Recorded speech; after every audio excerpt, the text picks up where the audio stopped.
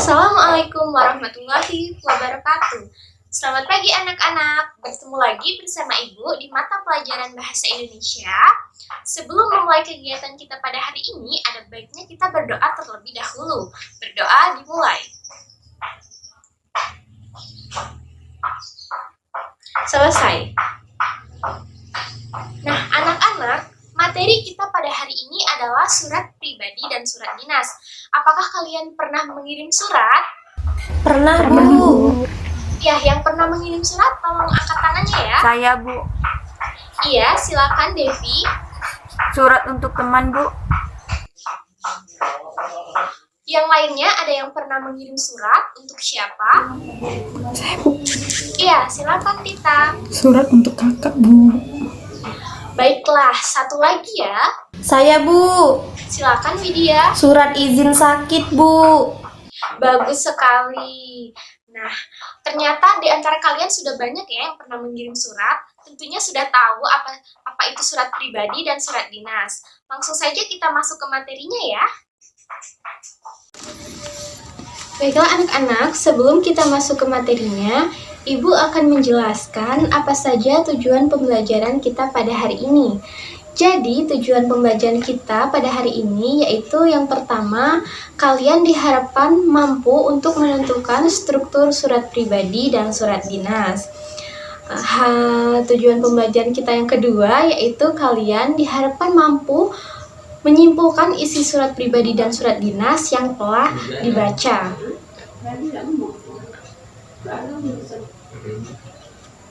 Nah, kita masuk ke materi yang pertama yaitu mengenai definisi atau pengertian dari surat pribadi dan surat dinas.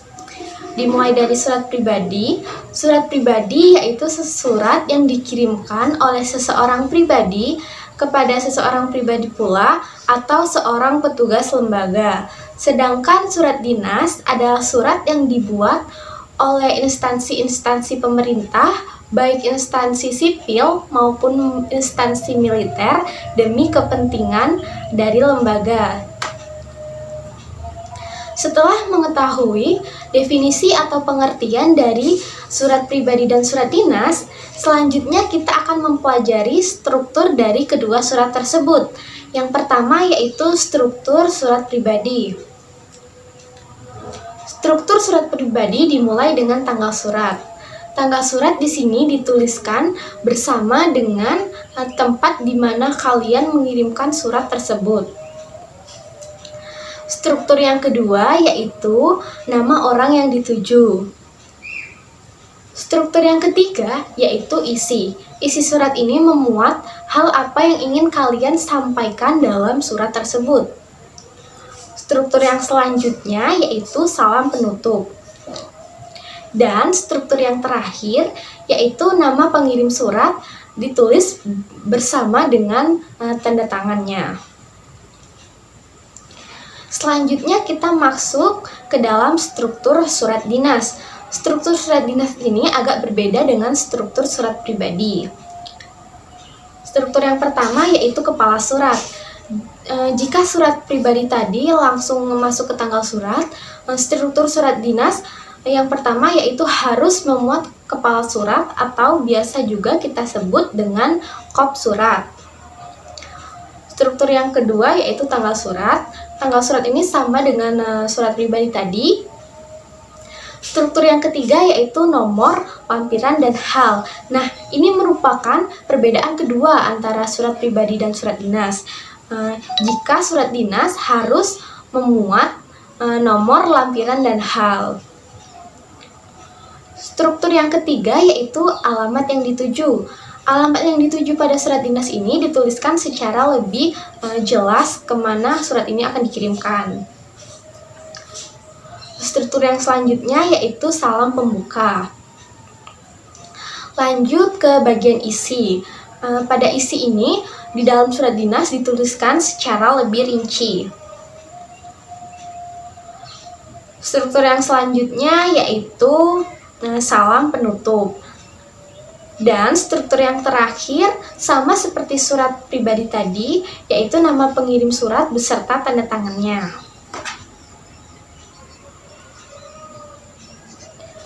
Setelah mengetahui struktur surat pribadi dan surat dinas, kita tentunya dapat menentukan apa saja perbedaan dari surat pribadi dan surat dinas. Di sini Ibu sudah mengklasifikasikan perbedaan surat pribadi dan surat dinas dilihat dari tujuan penulisan dan bahasa yang digunakan. Dari tujuan penulisannya, surat dinas biasanya dibuat oleh pihak formal, misalnya lembaga, instansi pemerintah, ataupun instansi sekolah. Sedangkan surat pribadi ditujukan untuk seseorang pribadi, misalnya teman, kerabat, saudara, dan sebagainya. Dari bahasa yang digunakan, bahasa pada surat dinas cenderung menggunakan bahasa formal dan sesuai dengan kaidah kebahasaan. Sedangkan pada surat pribadi, bahasa yang digunakan adalah bahasa sehari-hari dan tidak formal. Anak-anak, itu tadi penjelasan mengenai struktur surat pribadi dan surat dinas beserta perbedaannya. Apakah ada yang ingin ditanyakan? Baiklah, jika tidak ada, Ibu akan memberikan kalian tugas diskusi kelompok. Ibu sudah mengirimkan surat pribadi dan surat dinas di WhatsApp group.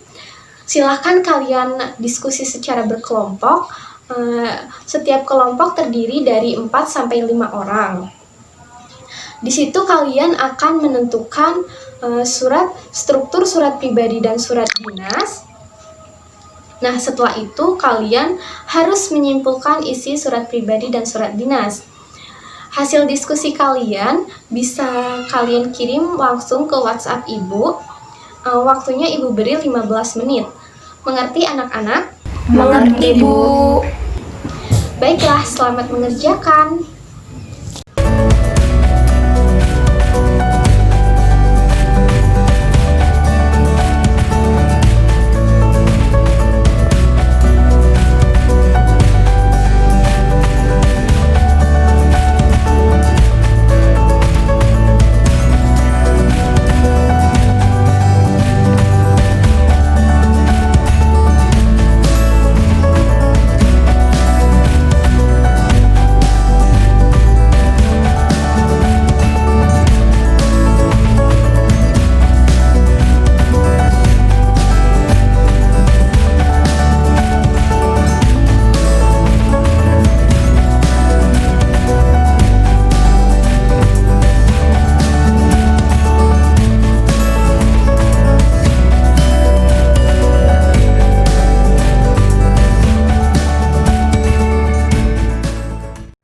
Anak-anak, waktu diskusi kalian sudah habis ya.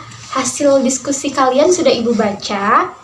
Sebagian besar dari kalian sudah mampu dalam menentukan struktur surat pribadi dan surat dinas, serta menyimpulkan isi dari kedua surat tersebut.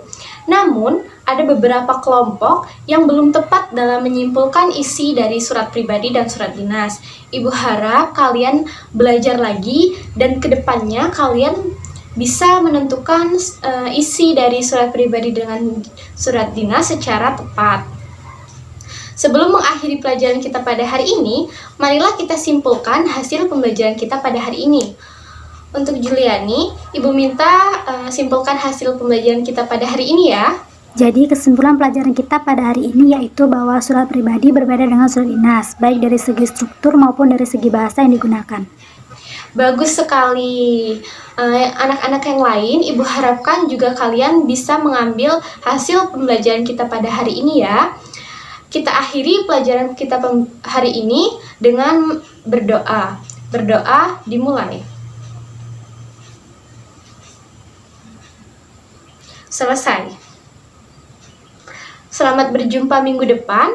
Wassalamualaikum warahmatullahi wabarakatuh.